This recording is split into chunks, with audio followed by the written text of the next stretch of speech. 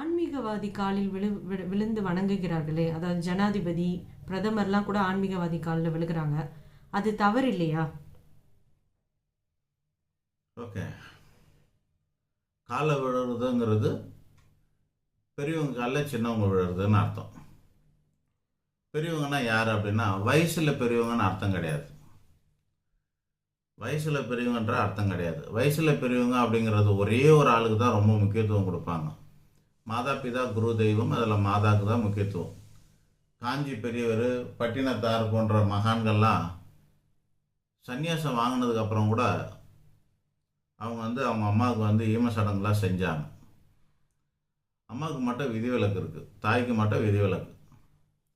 எக்காரணத்து கொண்டும் தாய் சன்னியாசியாக இருந்தாலும் சன்னியாசி காலில் விடக்கூடாது, தாய் மட்டும்.